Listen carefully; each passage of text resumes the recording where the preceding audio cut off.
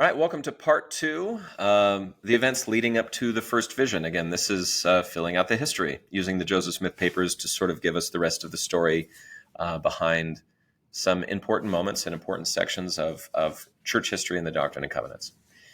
So, as I was saying in part one, part of the issue that we have with these early records is that we don't have a lot of records of the first vision. The best one that we have, the one that we use the most, maybe our favorite, if you will, as members of the church, is what we call Draft 2, written by James Mulholland, the actual scribe of it. But we do know that Joseph Smith oversaw the project, and he was definitely there and sort of gave his sanction on it. So it's one of the reasons why, obviously we call it the Joseph Smith history in our scriptures today. So I wanted to give some, because I realize there may be a mixed audience here, and maybe not everybody knows this story. So I wanted to give some of the story, of the background, and then the best that I could do from contemporaneous records leading up to this actual story of the first vision. And in part three, we'll actually talk about the vision itself and the various versions of it. So, again, if you're not familiar, Joseph Smith is born in Sharon, Vermont on December 23rd, 1805. So this is a monument to his birthplace that the church erected some time ago, sort of an obelisk. I don't believe he was born on a stone obelisk. I mean, at least that's not my reading of history. This was later on. But anyway, yeah, they were born in a small home. His father was a farmer. And so they moved to Palmyra, New York after a pretty major crop failure. And so Joseph Smith Sr. moves his family to upstate New York.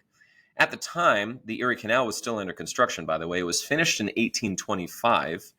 And wink, wink, nudge, nudge, you're probably going to need to remember that the Erie Canal finished in 1825 for some very important things that happened later in church history. But that's kind of what's going on in American history at the time. And if you read the Joseph Smith history or history of the church or, Joseph Smith papers, if you want to, you go nuts and read them all. But they will all tell you that, yes, they do move to Palmyra, New York. And then apparently they moved to a place called Manchester in the same county. So, if you want to get nitty gritty about it, did they live in Palmyra at the time of the first vision? Technically, no. They lived in Manchester, same county, and maybe, town limits, city limits changed. And I don't know. I don't know if it's a huge deal, but we are amateur historians here, so that's it. A religious revival starts about 2 years after they moved to New York State.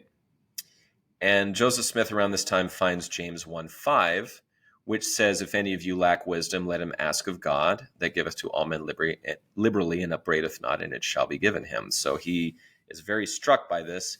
He goes to some woods near his home and prays and receives the first vision. So, giving some ages here. So Joseph's born in 1805. He moves to Palmyra right around the time that he's about 10-ish.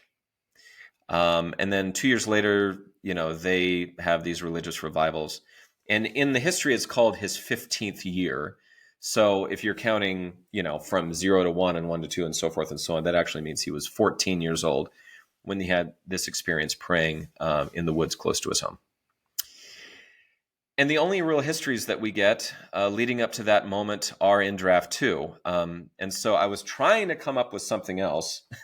And the best that I could come up with for the sake of this conversation, and there's other contemporaneous ones, but his mother writes a history, once again, after his death. So this is a very famous and very well-used book in church history called The History of Joseph Smith by his mother. So Lucy Mack Smith dictated this account.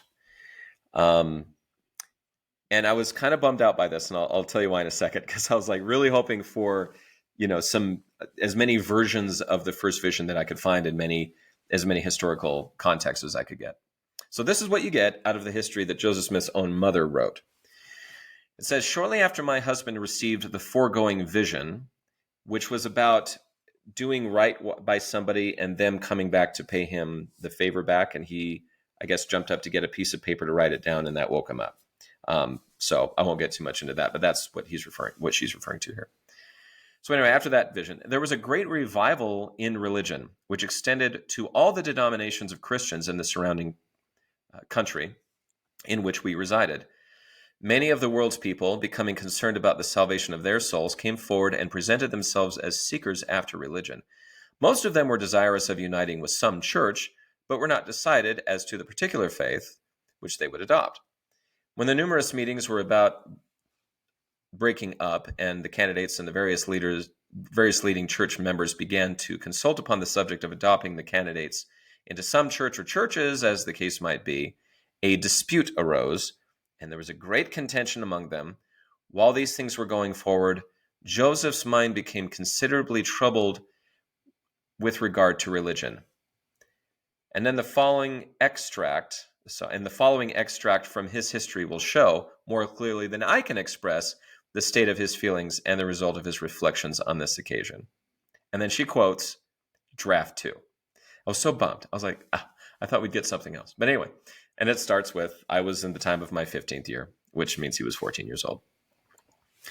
Something to note about this, you might have heard the name Howard Cory, right? So he writes draft 3, draft 4, and is a major part of the manuscript history of the church. So one of the main reasons why, again, here's my little paperback copy of it, B.H. Roberts put a lot of this together, but Howard Cory kept the records for years. Years and years. I mean, they were well into Utah by the time they finished this project. So Howard Cory was a major figure in this. And yet, who's the one in 1845 that takes down dictation from the lips of Lucy Mack Smith? Martha Cory. So, excuse me, Howard Cory and Martha Cory actually become this interesting couple who help out with an enormous part of the history that we are now enjoying. So some names that you might want to consider. Got a picture of Howard Cory here, and here's a picture of Martha Cory. And I think we owe them a debt of gratitude for this. There's kind of an interesting history. I'm going to veer off for just a second, and this will be sort of a short part. There's a bit of a drama behind this book that I found funny. So the version that I have, which is like a collector's version, so the page numbers that I'm citing here are all from that. Kind of get into some kind of dicey situations. So Joseph F. Smith. So if you don't know who Joseph F. Smith is, he was a president of the church. And unless I'm mistaken, and I don't believe I am, he's the very last president of the church to have a section in our Doctrine and Covenants, section 138. And that was given in the 1900s. So who is Joseph F. Smith? Joseph F. Smith is the son of Hiram Smith, who is Joseph Smith's brother. So Joseph F. Smith is Joseph Smith's nephew. And he was an apostle for a massive amount of his life. For a while, he was an apostle, and there are a couple of people involved in this story, so I'll try to put them all together. But he gives an introduction to one of the first printings of this book, this history of Joseph Smith by his mother, when they started putting it out. Kind of a scandal here. So here's the story. Basically, what happens is that Orson Pratt, who is an apostle, took a copy of this before it was ever published. He took a copy to England on a mission and published it without consent. Big no-no there. Elder Pratt also wrote an introduction that was full of errors. So, quoting here now, some of the statements in the preface written by Elder Pratt were also in error, one especially that the book was mostly written in the lifetime of the prophet, and that he had read it with approval was incorrect, since it was written in 1845, a year following his martyrdom. For these reasons, and others mostly of a financial character, it was disapproved by President Young, so that's Brigham Young, on August 23rd, 1865, and the edition was suppressed or destroyed. A little heavy-handed. But then we see here, subsequently, a committee of revision was appointed by President Young, consisting of President George A. Smith and Judge Elias Smith, cousins of the prophet, men personally familiar with the family and thoroughly conversant with church history. They were instructed carefully to revise the original work throughout, which they did, reporting their labors to President Brigham Young to his entire satisfaction. The revised and only authentic copy, thus prepared and reported upon, was retained by President George A. Smith, and shortly after his death, September 1st, 1875, it was committed into my keeping, where it has remained until now. And I'm loving the facial hair. This is Joseph F. Smith as an apostle at the time of receiving this record in 1875.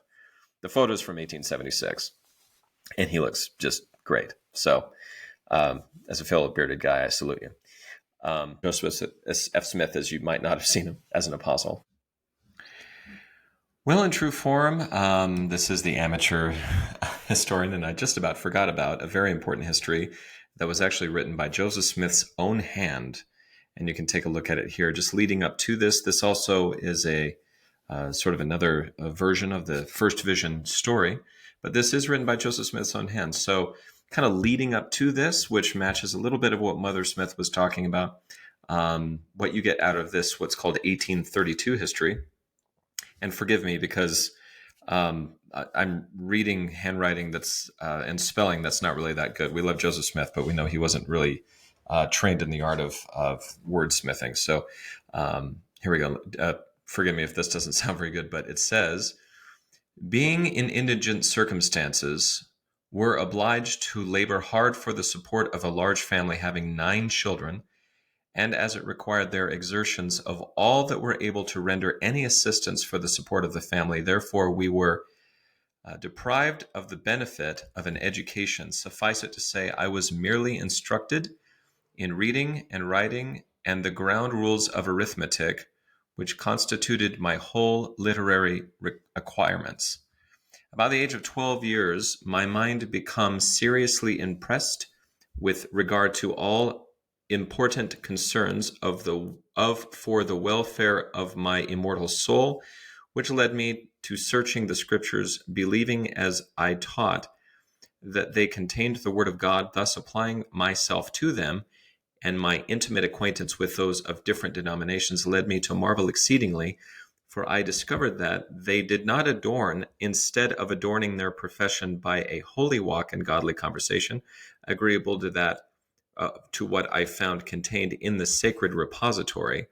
This was a grief to my soul. Thus, from the age of 12 years to 15, I pondered many things in my heart concerning the situation of the world of mankind. So a little bit literally from his own hand. And later on, what they would do is sort of edit, and this was what I would consider a bit more of a rough copy, as you can see by these markings. But yeah, there's a bit of the story leading up to it by Joseph Smith's own hand, which is kind of fun. I'm going to forbear on actually the telling of the story until our next part, which is the details of the story, some of the other versions that were made. But for the purposes here, that's how we got to draft 2, which is what we all read. Again, very grateful to James Mulholland, Howard Cory, even Sidney Rigdon and Joseph Smith, who wrote these things down, is the reason why we have these things preserved to this day. So in our next part, we're going to be talking about the details of the story, the other versions that we get. And I will just kind of leave it to you to compare and contrast what you think. And then, like I said, in part 4, we're going to be talking about the Pearl of Great Price itself. And that's where a lot of this comes from. So yeah, until then.